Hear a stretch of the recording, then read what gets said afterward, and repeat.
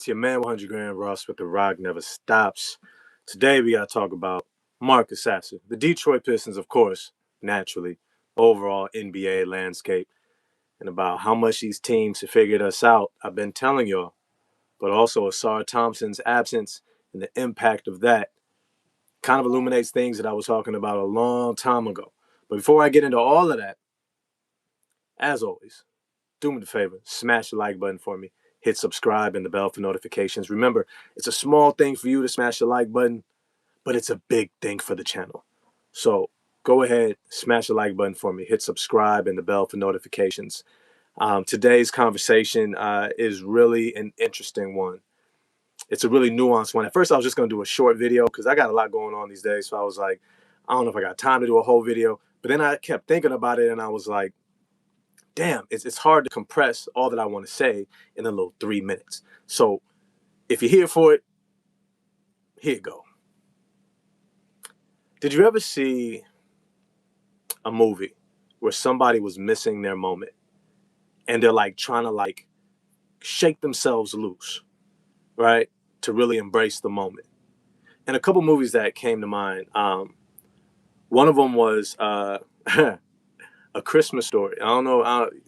You may have to be a little bit older to remember A Christmas Story, but the main character, he's trying to get like this Red Ryder BB gun. And he's like, if I go to Santa, Santa for sure is going to hear me and I'm going to get the BB gun that I want for Christmas. And he gets there to Santa, put him on his lap, and then he freezes. And he freezes. And he's just sitting there. And he's sitting there. And then right before Santa's about to push him down the slide, he stops himself on the slide and shouts out, I want a Red Ryder BB gun, and he gets it out, right? Santa's kind of mean in that movie. He kind of just pushes him down with his foot. And it's just like, man, get on out of here. But then the other movie was a Goofy movie. Classic movie. And in a Goofy movie, the main character, Goofy's son, he's doing this. He like interrupts the class auditorium presentation, and he has his boy put on some music, and he's about to do this dance, right? And he's like excited, but he's kind of freezing, and then he like has to shake himself loose and then go for it, right? He's got to go for it, and that's kind of the point of this. To be a successful player in the NBA, you gotta have a degree of fuck you. And let me be clear. Let me be 100% clear. Sorry, if the kiddos are in the room, plug the ears. To be in the NBA, to be at the top, you have to have a degree of fuck you in your game. You have to. You have to. You have to have a certain level. Some people might call it arrogance, but it's a certain level of confidence that people want to say is irrational, but those are people who never put in the same amount of work. Period. You don't get to this level without putting in an incredible amount of work. Conditioning, skill building, refining your game, learning footwork, strategy, skills, learning how to apply your game to the team's success. And you get through all these rungs of competition and you get to the NBA. When you get your moment, and here's the thing, not everybody gets their moment. Not everybody gets a moment. And not everybody gets the same amount of time for their moment, right? Jay Knighty had 3 years and change. Most guys don't even get that. If you're a lottery pick, top of the lottery, well-known name, you might get 2, 3 years. But for the vast majority of players drafted into the NBA, you're going to get a moment. You're going to get a moment, a short moment. And when your moment comes, you have to figure out a way to make an impact. Not a subtle impact, not a slight impact, not a good enough to keep things going type of impact. You have to hit the league in the face in a way where they always remember yours. That's probably the best way I can put it. I can point to how many players guys like Jared Sullinger, Isaac Bonga. I could think of so many players who came in with notoriety, Scala BCA, and I could think of so many players who came into the NBA, plenty of talent, all the talent in the world. Emmanuel Mudiay, shoot, Cam Reddish, who failed to make the significant impact, failed to make the requisite impact to get another opportunity. Think about guys like Ty Jerome. Think about guys like TJ McConnell, Peyton Pritchard, whom I've compared Marcus Sasser to a lot. What's good, Marvin Tolbert in the chat? Mr. J9187 was good in the chat. Maddox was good in the chat. And Mr. 313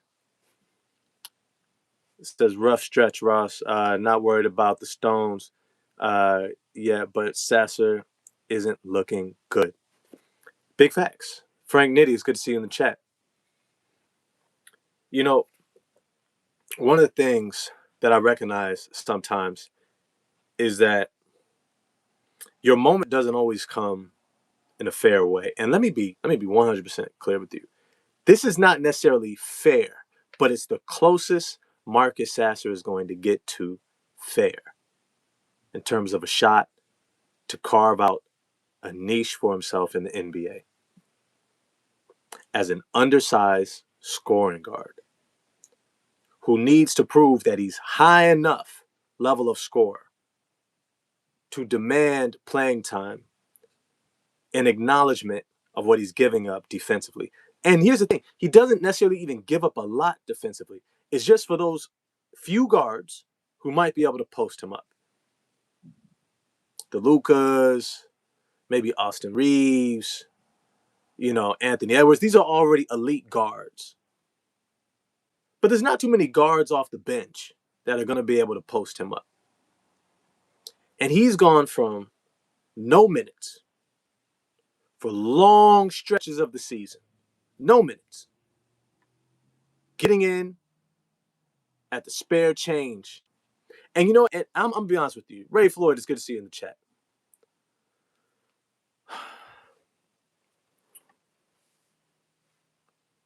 And I'm going to get to your comment, Ray Floyd, because I always like to get to the comments of my members. Speaking of which, consider becoming a member in 2026. Just hit the join button. There's different levels of membership. What was I saying? Shoot, I lost my thought. Damn it. Well, let me just say this. This is about as close to fair as it's going to come for Marcus Sasser. He hasn't played for the longest. And now he's being not only thrown into the rotation, he's starting. So I get it. I get it that he's there as like, I'm not going to say the sacrificial lamb, but he's kind of a sacrificial lamb. Like, hey, we tried it. We tried you out there. We gave you an opportunity. No, you didn't. No, you didn't. This is not a real opportunity. If it was a real opportunity, and this is what I was watching for, they would have ran a play for him. They would have said, hey, we recognize we haven't given you consistent minutes to stay in a rhythm, to get accustomed to playing with these guys. We understand that you're probably stiff and are going to take time to get your legs back. But we want to make sure you're successful. So what we're going to do is we're going to run some plays for you early in games when you start, just to get you going. And we want you to play freely, play your game, do your thing. That was how I would have hoped things were set up for him. Not the game starts and he runs and sits in a corner. But here's the thing. It's not even just that he's sitting in the corner. It's his kind of passive body language. And I wanna explain this a bit. I don't think there's really a player in the world, really, maybe Asar Thompson, who can really stay in front of Marcus Sasser. Marcus Sasser has a full bag. I mean a full bag. A full bag I'm gonna turn this light down a little bit. It's a little bright. Yeah, I don't need all that. A little bit. Okay. He's got a full bag. And so when he gets the ball and he catches it, if someone closes out on him hard, strong, to try to keep him from shooting, he has more than enough skill, footwork, ball handling, a first step to blow right by him and get to a spot to get his shot off. Either for the pull-up jump shot, for a floater, or just get to the rim. This is what Marcus Sasser should be doing every single time. Because he's out there as a starter to make an impact, not to not rock the boat, not to defer, not to just fit in. Because when you're a starter, you have to fit out. You have to stand out. You have to be a guy who grabs the attention of starting caliber players. And I'm gonna get to Isaiah Stewart and all them and Duran, but I'm talking about Marcus Sasser because this has been my guy. He's still my guy. But he has to make an adjustment to his approach. He's got to play with a degree of fuck you. You haven't been playing me all year, and you want to throw me into a starting lineup down the home stretch of the regular season against these good teams, and you're not going to run any plays for me. You didn't make sure I was warmed up, got myself going before all of a sudden thrusting me into this moment. Okay, I'm here. You know what? I'll tell you what I'm going to do. If I'm going to go down, I'm going down swinging, playing my game. That's how I want Marcus Sasser to approach. Because here's the thing, Marcus, I don't know if you got the memo. I don't know if you got the memo. But when Ausar Thompson returns, if you haven't made the requisite impact to force JB Bickerstaff and Trajan Langdon's hand, remember, they work together. They came in together, Trajan and JB. What's good, Antoine? It's good to see you in the chat. If you haven't made that impression throughout this stretch, you may never get another opportunity. Basketball XTR, Sasser's G League material. No, he's not. No, he's not. He's an absolute bucket. I saw it during his first summer league. I saw it when he was a rookie. And I've seen it for sprinkles throughout. But he's gotten content with just being on the team. And I could tell this season, because I get it. I get how probably disappointed he was training, working hard all season. You're supposed to be the sixth man, or not, if not sixth man, in the rotation as the first guard coming off the bench. And then you start your season hurt. And guess who gets the opportunity? Danis Jenkins. And Danis Jenkins comes in and blows the hinges off the doors, forces JB Bickerstaff and Trajan Langdon to create a role for him. And he's never looked back.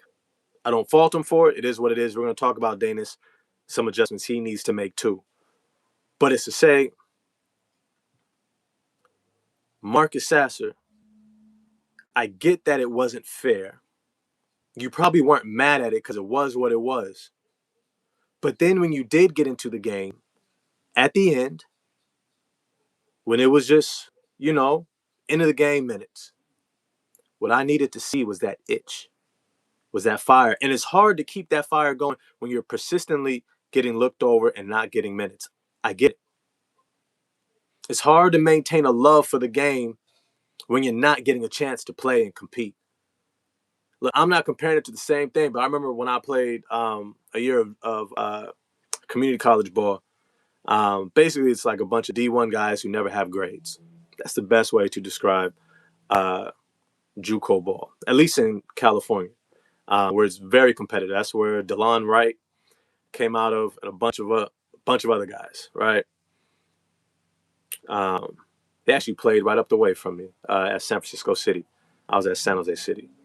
Either way, I remember there was a stretch. I was on the team. We had our tryouts. I thought I was busting the starting point guard's ass before I even knew he was the starter. He was recruited out of Texas. Coach had two guys out of Texas, another guy from the area, and some other guards. But it was like a four-part point guard lineup. And I was like, I didn't realize I was going to become number 4. I thought it was like meritocracy. You just hoop, and that's how you get your chance. And so I'm hooping. The coach is like, okay, cool, but I got these guys. Had I known the politics, he was getting kickbacks from universities to play these guys and send them back out. I didn't know. So I got depressed after like a few months going through the preseason. December, November, December. And I remember things got so bad, I was like, man, it felt horrible. It felt horrible. You got your family and friends coming to see you play, and you don't even get on the court. And then I remember me and my boy Marshawn. Me and my boy Marshawn and Chris, BC. Yo, we went, I was like, yo, hey, we gonna go hoop at this spot I know where everybody hoops at. And Marshawn is from the area, you know what I'm saying? Shout out to him. Um, Definitely a recording artist now. He does hip hop rap music out of the Bay. Really dope artist. Shout out to him. Maybe I'll put a link to his thing in the description box after I post this. But me, Sean, and BC, we took my car. We went over to 24-hour fitness on the south side, and it's where everybody hoops at. So all the JUCO cats, D1 San Jose State. If you were hooping at that time, you know the 24 off of I forget the name of it. Either way, we go out there, and bruh, did we have a ball? Did we have a ball? I mean, we had a ball, bro. We were out there, like, you got to remember, like, cats came in ready to hoop that season. We was banging windmills. Sean was doing the windmills. I was just getting it in, you know what I mean? Just get it, right? Hitting threes, game is wet. And then after a while, you're playing, and if you have this style of coach who's old school, he's always yelling at you, always telling you what you're doing wrong. And so you tend to, like, internalize all the things that you're not. And you forget just how good you are. And after that run, after we went to 24 and hooped, of course, you won like 5, 6, 7 games in a row. We're in college shape. You know what I mean? College ball shape. So you could run all day. After that, we were never the same after we got back. We started hooping immediately, busting everybody's ass in practice because you find that rhythm again. And that's kind of the main point I'm making here. Marcus Sasser needs to figure out how to get that rhythm again. That internal rhythm that reminds him of just how good he is, just how talented he is, how great of a scorer he is, a defender, how good he is at reading angles and getting into the teeth of the defense and getting his shot off, getting to the cup, scoring in bunches, how he's a problem. A problem. That's what he has to become. Marcus Sasser has to become a problem for JB Bickerstaff and Trajan Langdon to have to figure out.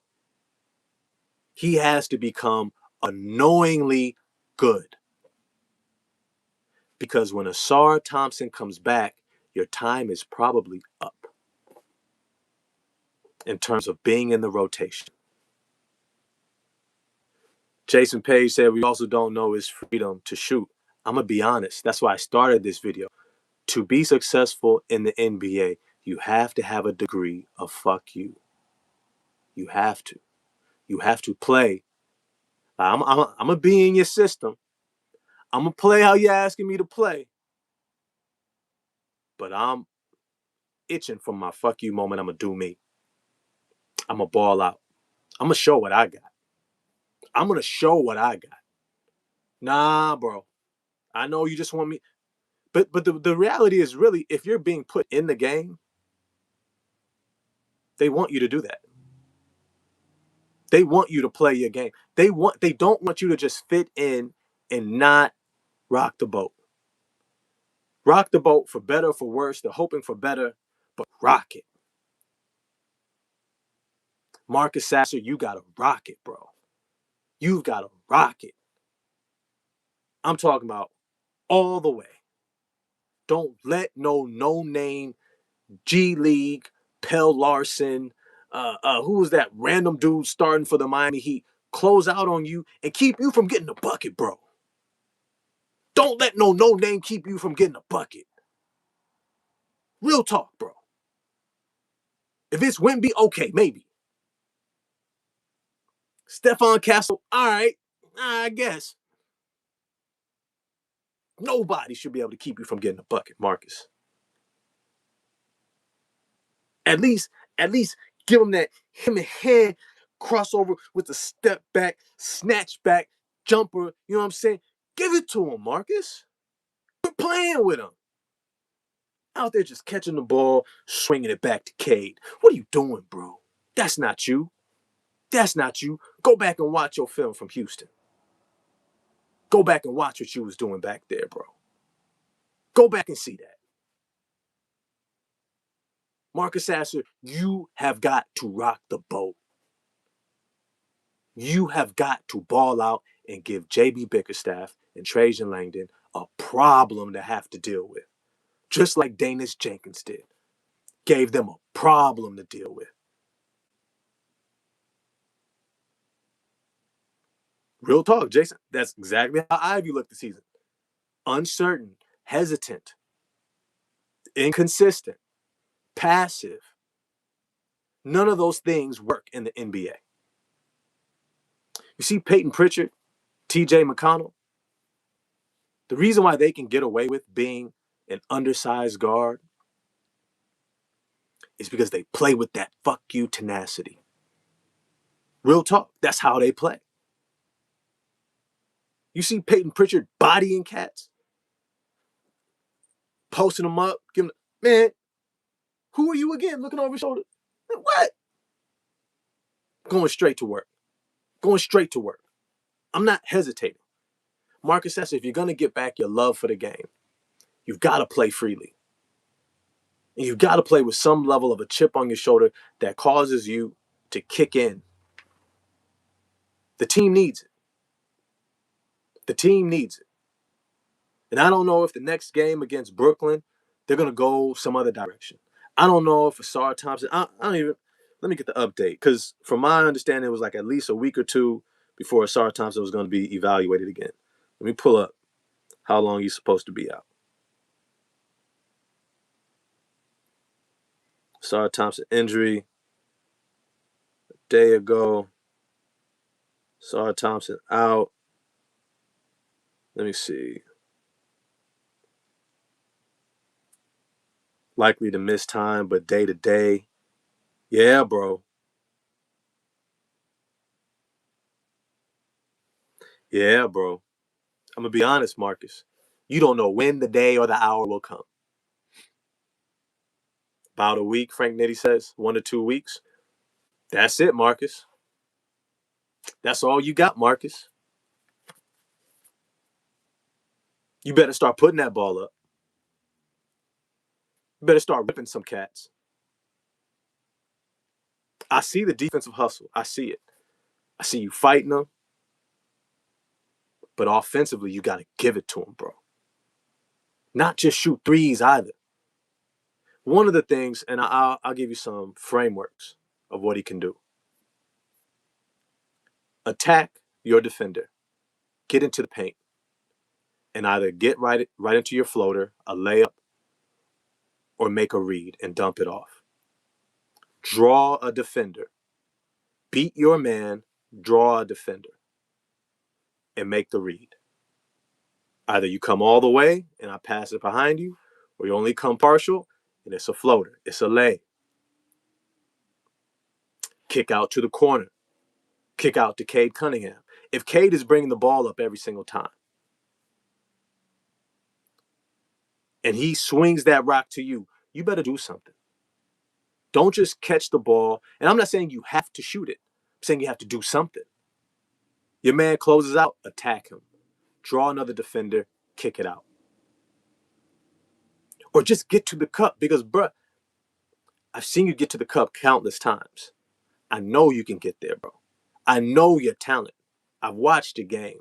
I enjoy watching your game. I'm going to be honest, Marcus Sasser's game aesthetically is very appealing.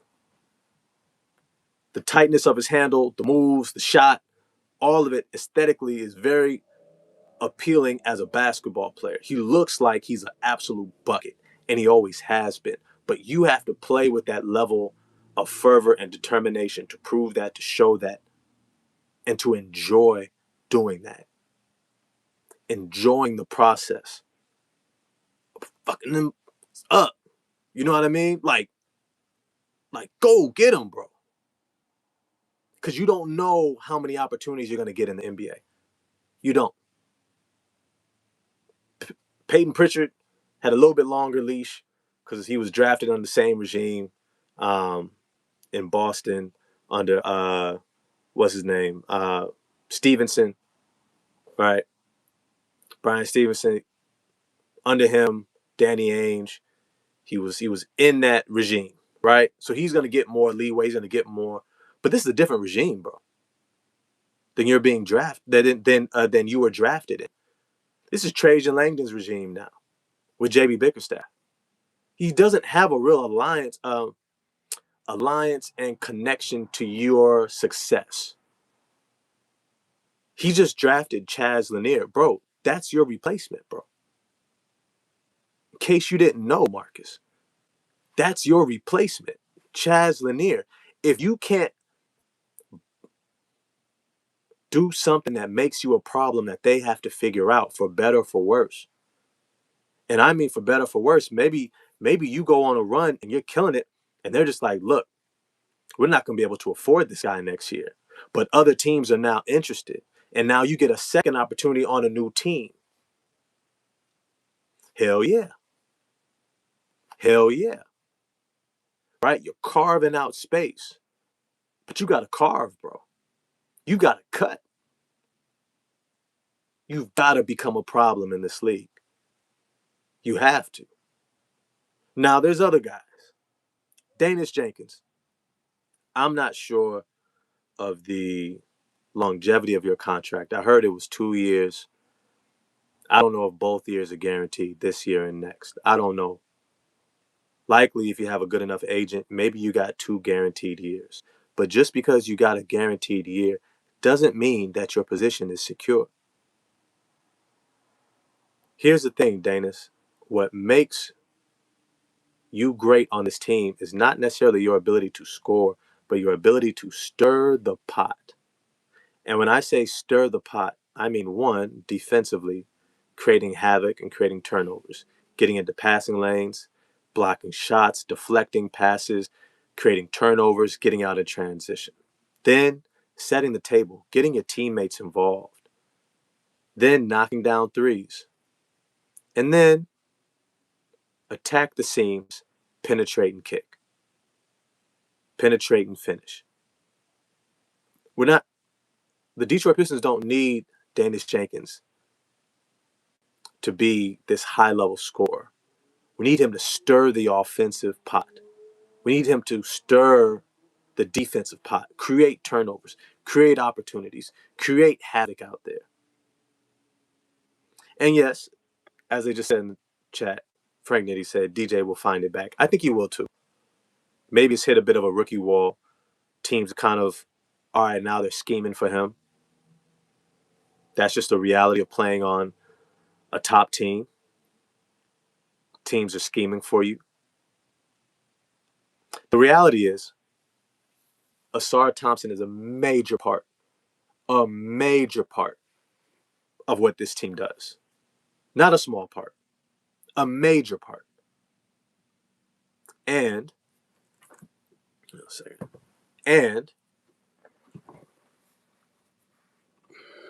pull up my stats here, because I like to have my stats ready. The reality is the Detroit Pistons are going to struggle without Asar. He creates so much offense through his defense, and he generates so much offense through his ability to get downhill to the rim, to penetrate into the cut of the defense, pass to others. Asar Thompson does so much for us. He covers the weaknesses of our defense. He rebounds on the weak side. He blocks shots on the ball, off the ball, creates deflections that turn into defensive runouts. He does all of that. We're going to struggle without him. But in the meantime, in the meantime, the Pistons are going to have to figure out what they're going to do.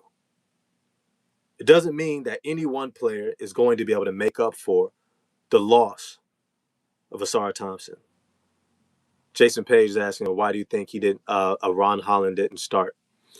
Ron Holland didn't start because I don't think Ron Holland is ready for the responsibility of being a starter. I don't. I don't think he's ready for that responsibility. I think that Ron Holland is he plays very loose. And I think that works for him.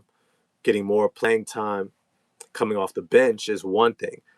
Being a starter, expected to own the responsibility of playing within the flow of executing offense, not just catch and shoot, catch and try to score downhill, which he can do very well against backups.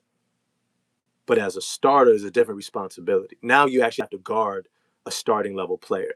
You got to chase Tyler Hero around. You have to deal with the schemes of the other coach to prevent you from being able to fulfill your responsibility as a starter, to make sure you help get Jalen Duren and Cade Cunningham going, right? All these things are part of the responsibility of being a starter. I don't think Ron Holland was ready for that.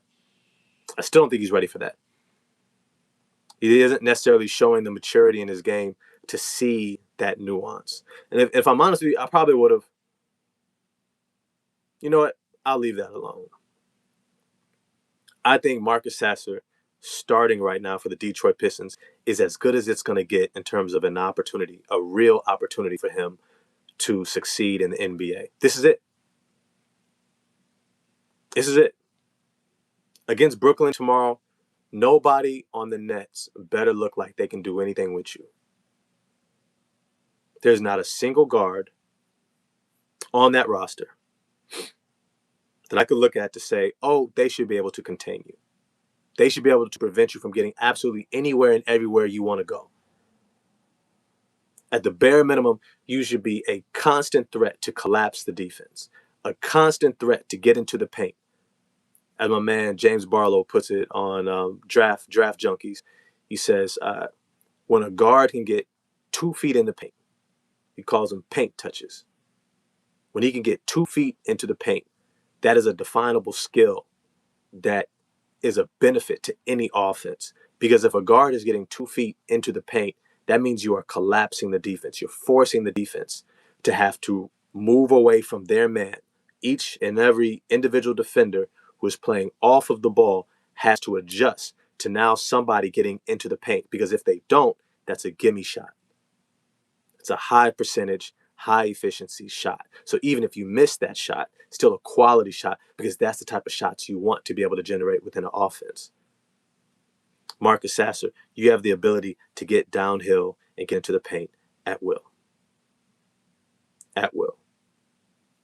And let me not, shortchange the guards on the Nets. If they play them, however they play them. Terrence Mann, known defender. Ochai Agbaji, known defender. Igor Demon, come on, bro. That should be barbecue chicken. Zaire Williams, known defender. I actually like him. I wouldn't be shocked if we try to get him on over here. Nolan Traore, come on, bro. He's a rookie. That's barbecue chicken. Drake Powell, he's a rookie. Ben Surf, he's a rookie. You get what I'm trying to say here? Marcus Sasser, Danish Jenkins. You can make a huge impact by being able to collapse the defense, getting into the paint. Now, I'll say that's not necessarily Danish Jenkins' game. He's more of a straight line driver, right? Catch and shoot, catch, attack off the bounce, right? Straight line. Marcus Sasser, you're a ball creator. So we want to see that. Mr. Tony J, it's good to see you in the chat. Let me see. Let me see your first comment. Oh, then I got to get to Ray Floyd's comment. My bad, Ray. My bad, Ray. I appreciate your patience. Let me get to Ray first, and then I'm going to get to Tony J. Ray Floyd says Duran plays lazy on defense. I mean, if he's not scoring, he doesn't care as much. He tends to hide, and without a SAR, his defense looks overrated. Well, I always said Jalen Duran's defense was unlocked because of Asar Thompson. His ability to contain on the perimeter, to create disruption on the perimeter, bought during that extra second that he needs to make rotations, to get into the right position. And let's be real, great defenders inspire other people to elevate their defensive abilities. They inspire them to play well. But without great defenders, and you're required to be the best defender, all of a sudden now it's a little bit more noticeable when you get beat. It's a little bit more noticeable when you didn't make that rotation. When someone else is causing havoc nonstop, it's easier to rely on them. Asar Thompson's absence from this lineup has exposed all of them. Cade Cunningham, right? Missing rotations, not closing out, right? All of them. Tobias Harris begins to look a little bit older as a starting forward, right? Duncan Robinson, we see the effort, whole lot left to be desired. So that's the Asar Thompson kind of collateral impact. Tony J said, I would rather start defensive players and struggle more offensively than defensively. I was going to say I would have rather started Javonte Green. I would have rather started Javonte Green. He's been a part of the rotation. He's known as a disruptor on defense. Very sound player. Catch and shoot. He's knocking down his threes. He's taking the threes aggressively. And he gets downhill and out in transition. He can give you a lot of what Asar Thompson was giving you, just not at the same level. But he still plays that similar style. But I digress. If Marcus Sasser wasn't going to get the opportunity now, I don't know when he was going to get it. So it's now or never, Marcus. You got to start playing with that level of vitriol that says, damn it, I'm out here. It wasn't fair how I got into this position in terms of not getting playing time leading up until this moment, right? So I'm not in rhythm. I'm not playing alongside of these guys. And now I have to adjust all at once. You know what? Fuck it, I'm here. You've got to have that mindset. You've got to have that mindset. You're here. This is your moment. Ja Jun. What's good, Ja? What about the new Golden State Warrior players stepping up and keeping them competitive? Competitive for what? Competitive for what? Are they competitive in terms of playoffs? Just check. I always say I have my stats here. Right now, they're the eighth seed. So they're in the play-in.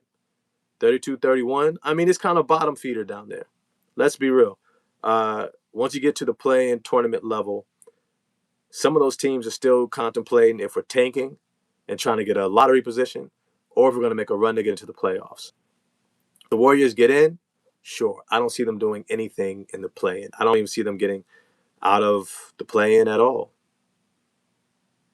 I would be highly shocked if they get out of the play-in.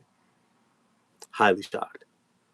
But I think it's also an indication of how little Steve Kerr adjusts the system to fit other players, as much as everything is around Steph. And then as soon as Steph is not there and other players get an opportunity, they look really good. Steph comes back and all of a sudden they're reduced to what they used to look like, which was average or inconsequential.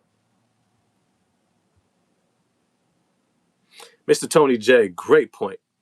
At this point, no guard outside of Cade Cunningham should feel confident they will be here next season. That's real talk. That's real talk. Duncan Robinson is an expiring deal. He's got one more year that's non-guaranteed, $15 million. Karis LeVert is an expiring deal. Next season will be his second year of a 2-year deal, about 14 plus million, fully guaranteed. Right? These are very tradable contracts. These are contracts that people would love to have on their books, especially teams like the Dallas Mavericks, teams who have guys who are like, hey, we'd rather start all over with a younger roster and get rid of some of these bigger contracts. Yeah, I think that they're invested in Chaz Lanier.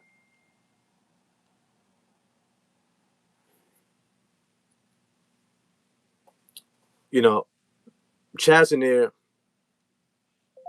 for sure, he's Duncan Robinson's replacement. For sure. For sure. Whether that's next season or the year after, dead eye shooter, great off the ball. I think he's probably offers a little bit more on defense because of his length. And he's a little bit more athletic in terms of moving laterally. When it comes to these Detroit Pistons right now, this is a moment. This is a real moment. This is a real moment. And it's a moment that guys have to take advantage of. Look, something else I want to say. Yeah, Jalen Duren. I don't think Jalen Duren is going to get a max contract. I don't think he's going to get more than maybe, let's say, what Alperen Şengün is getting.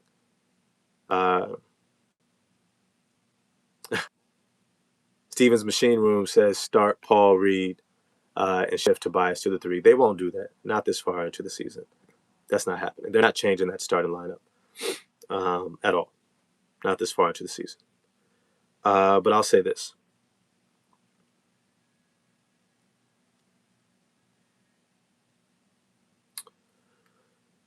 Jalen Duren is doing well enough to earn the contract he's looking for, 30 plus million. He'll probably get somewhere around 34 to 36 million a year, starting off on his contract extension. Isaiah Stewart, though, this is the guy that I keep wanting to really embrace how good he can be. I really am looking for Isaiah Stewart to step forward. And here's how, and here's why. The ability to spread the floor from the center position, to hit threes, to force defenses to guard you away from the rim, to force opposing centers to guard you away from the rim, opens up the floor on offense for your team. But to do that, you have to show you are going to be a consistent threat from 3. Here's the part that you have to kind of navigate. When you do and when you don't have the mismatch advantage of going down low and posting up. You know who does a really good job of this? Who is currently a starting center for the Atlanta Hawks? Onyeka Okongwu. He's about 6'8", 6'9". Doesn't have the 7'5" wingspan of an Isaiah Stewart. Otherwise, if he did, I think he would similarly be having a major defensive shot blocking, rim protecting type of an impact. Because he's very heady, very smart defender. Just doesn't have the wingspan to really contest a lot at the rim the way Isaiah Stewart does.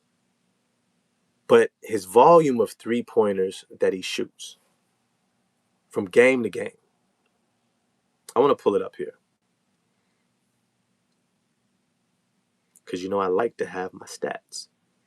25 years old, under a similar contract as Isaiah Stewart, might I add.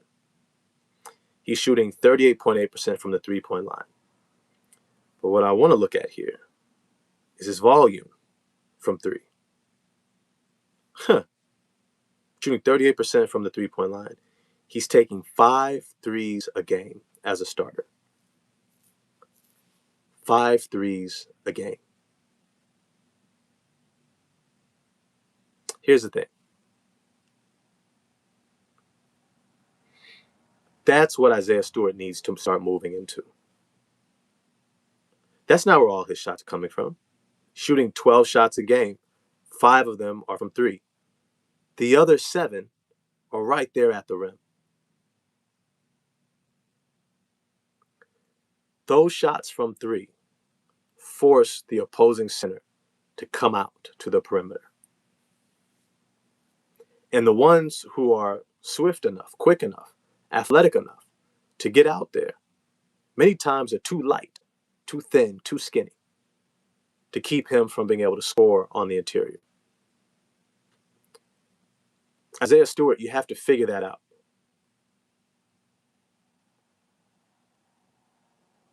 You have to figure out how to apply your game to maximize its benefit for the team's success. And I'm speaking more on the offensive end. Now, defensively, the other guy that comes to mind is actually doing an amazing job of making the most of his moment. Is Paul Reed. Paul Reed is doing an incredible job. Every time he gets in, he makes an impact. He makes a major impact. He makes the type of impact that has all the fans and everybody saying, give him more minutes. He is a problem, an issue for JB Bickerstaff and Trajan Langdon to figure out. They have to figure it out. Because the reality is, Isaiah Stewart having to challenge so much at the rim, especially with the Sarah Thompson out, means that he requires somebody to clean up the boards. When Paul Reed is not in the game alongside of Isaiah Stewart, we get absolutely massacred on the offensive glass. A part of it is guys like Ron Holland still don't box out. Cade Cunningham still doesn't box out. Jalen Duren still doesn't box. You look at some of these other teams, some of these other great defensive teams currently. The Miami Heat. You don't see them not boxing out.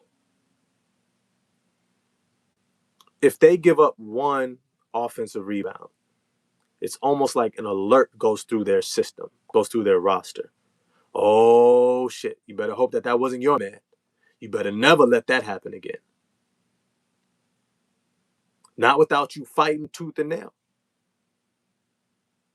But standing around looking at the ball, you wonder why Ron Holland didn't get the start. If you can't be relied upon to do the little things, how can we rely upon you to do more? Right? He who is trustworthy with the little things shall be rewarded much. That's what sacred text says. You got to be able to show that you can do the little things.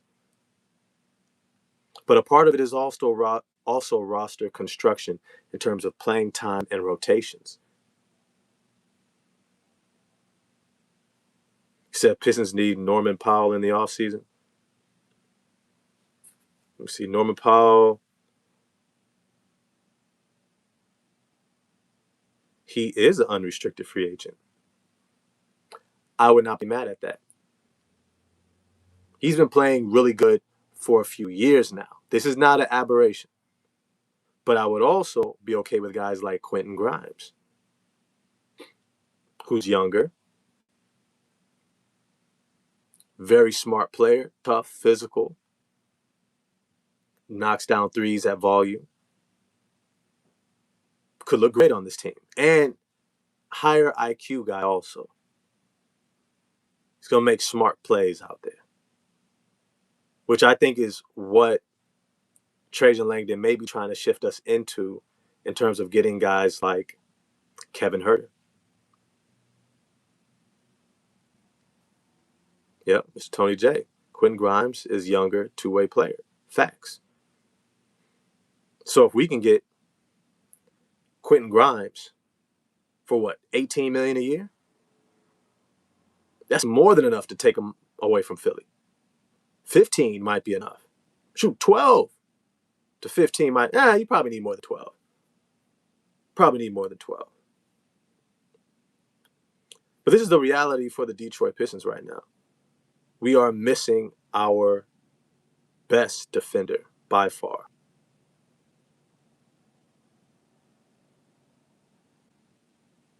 Yeah. No, we had him before, but that was when we were only at a 14-win season. And then that other coach was there, Monty. You know what I mean? Bad situation. Of course, he wanted to leave. It made sense. We're talking about Quentin Grimes in this regard. Yeah, Philly's not going to pay him. Not while they still have Joel Embiid getting $58 million, Paul George getting $54 million. This is all next year. Tyrese Maxey getting $40 million. Kelly Oubre is a cheaper re-sign. Yeah. Yeah, they're not going to pay him. Period. But let me see. Let me get to the chat because I do like to interact with the chat. Dwayne Pritchett says these three star ball players we have throughout our roster is being exposed. How many players we have on this roster was all American ball players. I'm not quite sure what you're trying to say, Dwayne. Yeah, Mr. Tony J. Facts. Quentin Grimes will come back for winning and money. Stevens Machine says Grimes is better defensively. Facts. And this is why Marcus Sasser has to put it together now. I know it's not fair. I know you wish you could have been playing all season in a defined role. Probably should have been playing instead of Karis LeVert. Um, you'd have had your legs under you. Could have came in ready to go. Okay, I get that. But life is not about fair. If life was fair, there would be no racism. There would be no sexism. There would be no, phobias. There would be no discrimination. We could all work together, participate in the abundance of the earth, right? None of us would have had to grow up worrying about the lights being on, parents scrambling to make ends meet, right? That's just the reality, bro. That's the reality. And if we really want to talk about the reality, right? Like, to be a little political, we just bombed a country. You know what I mean? Like, is it fair for those kids who want to hoop? They thought it was safe out there. All of a sudden, people dropping bombs because they want somebody's oil. I don't know, right? Life's not fair, bro. So that's kind of a reality check to step into. You're playing a game that's fun. Marcus Sasser, Danis Jenkins. You're playing a game that's for fun. You get to run around and shoot a ball for fun. It's fun as hell. All right, I'm over 40 years old. I'm grateful every day I can still go out there and hoop. Light cats up. Went out there on Sunday, yesterday. Was there in the morning hooping over at the local Y. It's a great run. Had this youngster on my team. He must have been like 19, 20. Young cat. You could tell he knew what he was doing with the rock. Had a little handle, had a little jumper. Whoop the whoop, doing his thing. But the game start, and he's just taking all the shots. And I'm like, man, all right. I get a rebound. He start calling for the ball hella hard. Like, give me the ball. I'm like, bro, chill out, bro. I come down the court, you know what I'm saying? Swing the ball, get it back, catch, shoot, whack. He's like, man, swing the ball. I was like, bro, chill. We just started, bro. You don't know me. You don't know me. And then I came down again. I get a rebound, bring it up the court, get to the rack, do my thing. All of a sudden, you see the facial expression on, you kind of, oh yeah, yeah, oh yeah, good shot, good shot. Yeah, I was just saying, just swing it. I got you. I know how to play this game too. I play it pretty well. I've put in my 10,000 hours of jumpers. I know what I'm doing. Even at the post 40 age, right? I can still do my thing. I'm still in decent enough shape. I'm still like Jamal Crawford out there at the low pro doing his thing. You know what I mean? I'm grateful. I'm grateful to still be able to play this game. So it's not fair, Marcus Sasser, bringing it full circle. May not be fair, but life's not fair, bro. And you either got to kick the door in and go and take what's yours, take what you want, or you got to just take what life is going to leave you. Bro, I'm going to be honest with you. Dwayne, I want to speak specifically. Dwayne had two had two comments. Basketball, XTR, I actually appreciate that. Jenkins and Sasser are not Mike James and Lindsey Hunter. Could be. Could be. But those guys at that point in time for the Detroit Pistons were 30-plus-year-old veterans. Not first year, third year, or second year, third year, uh, early 20s, 24, 25-year-olds.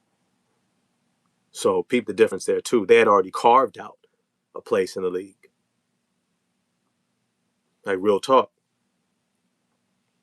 Mike James and Lindsey Hunter had carved out a role for themselves already.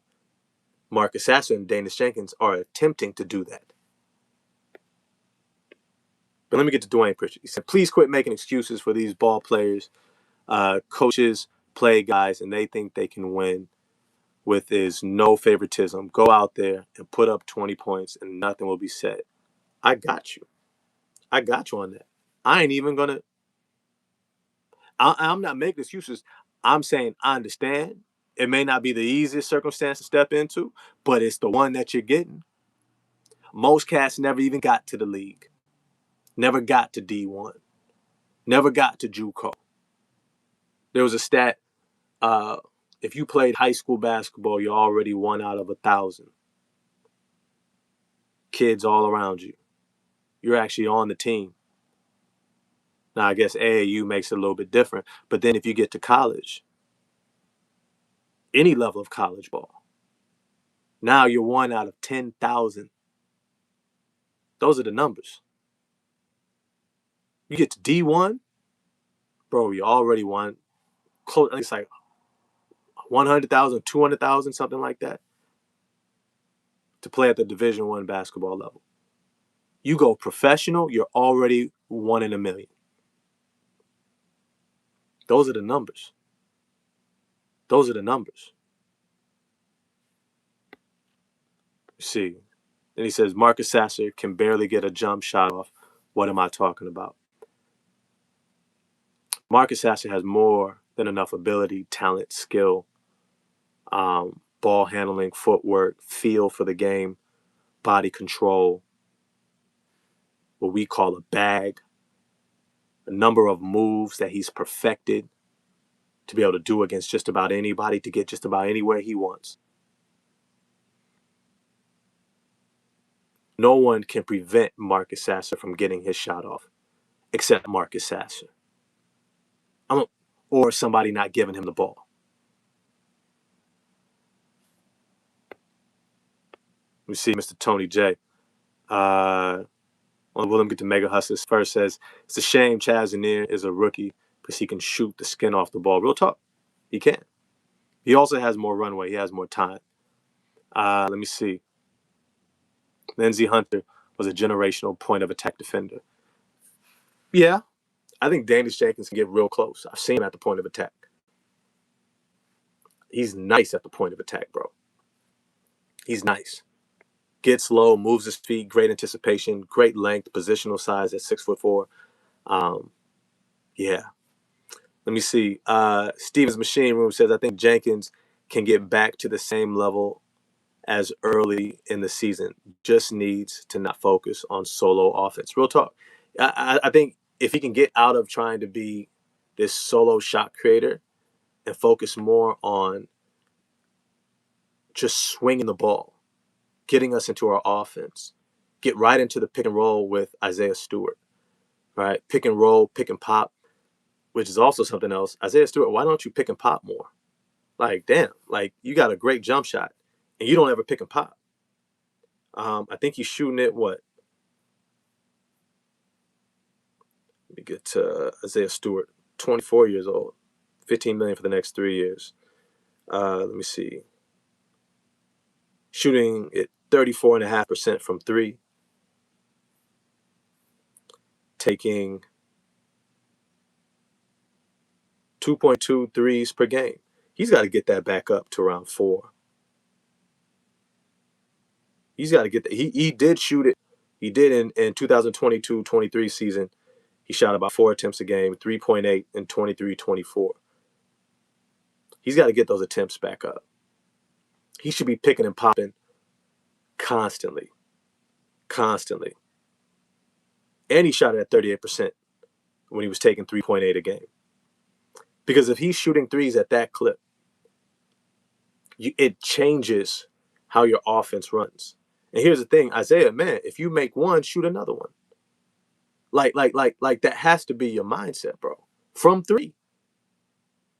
Remember, 1 for 3 is really what they're looking for.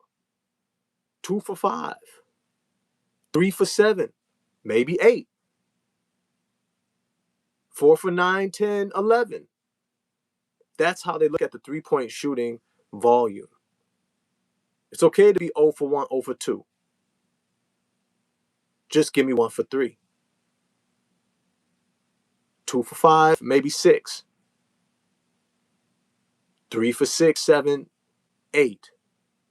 Right? Like that's what you're playing up against. That between that 30, 33% to 50%.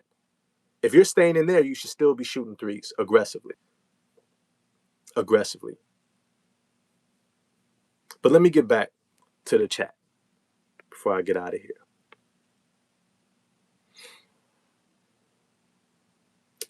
Let me see. He says, Dwayne Pritchett says, Sasser don't have confidence.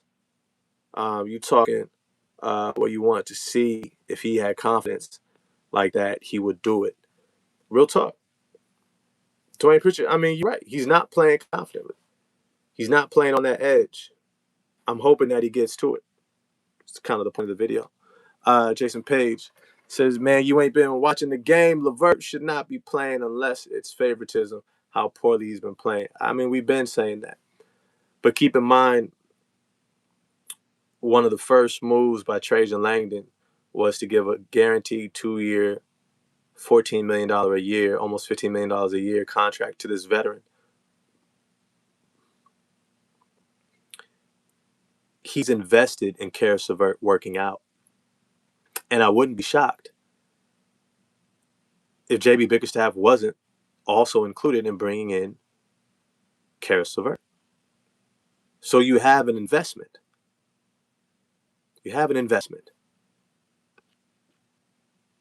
Let me see. Mega Hustler says, I guess the closest to the pit bull is Javonte Green and Ron Holland, at least defensively. Facts.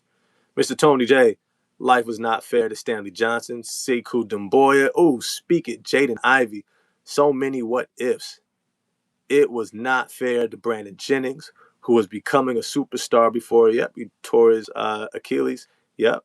That's why you have to seize the moment. Bro, Tony J, can we just get some snaps from Mr. Tony J? That was I couldn't say it any better. Couldn't say any better. Look, let me be frank. Sekou Doumbouya is balling out overseas. You want to know another name? Josh Jackson. Played for the University of Kansas. Was destroying Division I basketball in the NCAA. Went to a terrible situation in Phoenix, who actually Jason Tatum wanted to be in instead of Boston. Because remember, that's when they still had, Boston had, what's his name, from Utah. What was the 6'8" white dude? Had Springs, but hurt his ankle. I had the same injury as him as well. Shucks, I forget his name. Playing with Kyrie in Boston. But everybody wanted to go to Phoenix. Josh Jackson gets there, and it's a terrible situation. Terrible situation. And he flames out of the league. Played in Detroit for like a season, tried to get his mojo back, but couldn't. Right? No, it wasn't Gordon. Oh, yeah, that's right. Gordon Hayward, thank you. And Cohen Jr., one of my members in the chat, looking out for your boy. I appreciate it. But that was the reality. That was the reality. There are plenty of great talents. Yep, Gordon Hayward. There's plenty of great talents who never get their opportunity. That's the reality of it, bro. Or the opportunity they get isn't what they were looking for. They don't get a second chance. It comes and it goes. This is par for the course for the NBA. Talent comes in, it goes out. And people have to figure it out. Look at JaVale McGee right now. I watched him play at the University of Nevada against San Jose State. This dude was a physical freak. 7'2", 7'1" and change without shoes, I believe. 7'7" wingspan. Probably close to a 7'7" wingspan. Probably close to a 35 to 40-inch vertical. I kid you not. JaVale McGee. He was like, imagine a taller but kind of unhinged version of Khalil Ware. That was JaVale McGee. You see him in Australia right now at 30 something years old, looking like prime Wilt Chamberlain. Do y'all notice that? Do y'all notice that?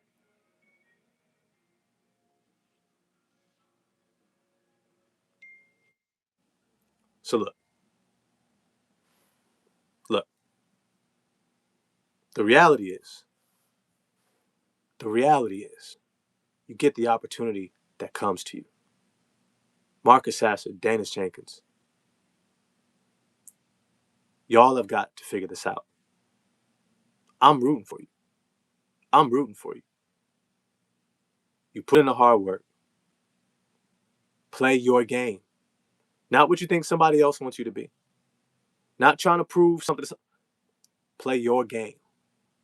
Have fun. Enjoy the moment.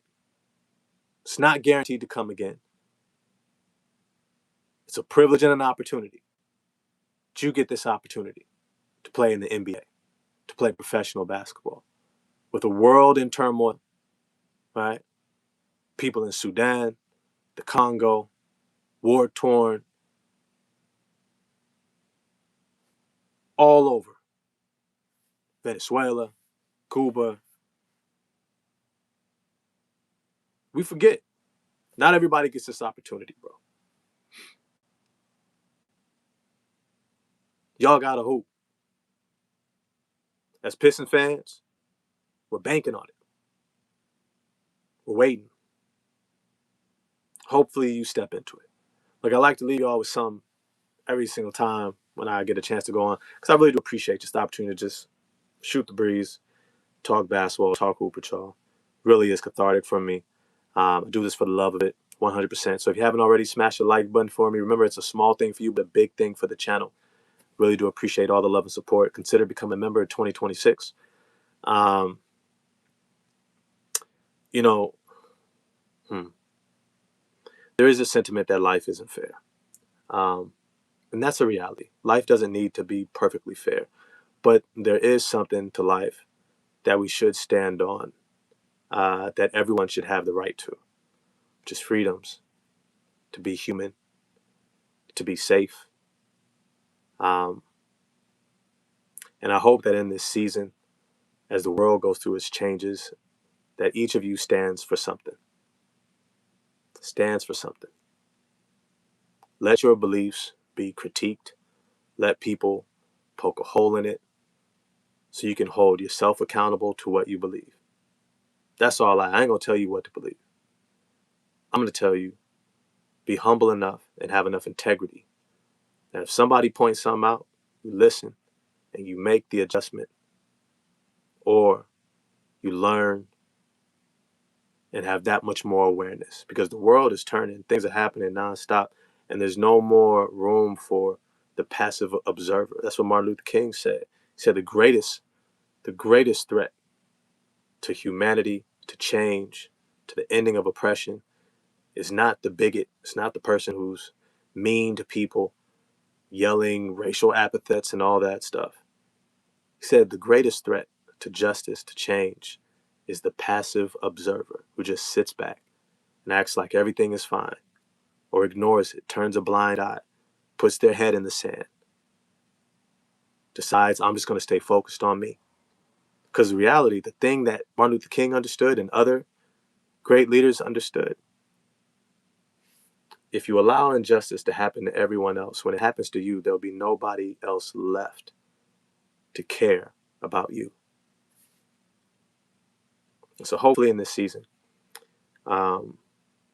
we all sit with that and what that means for us. Maybe it's saying something, maybe it's doing something, maybe it's changing our lifestyle. Maybe it's something as simple as, what I've done.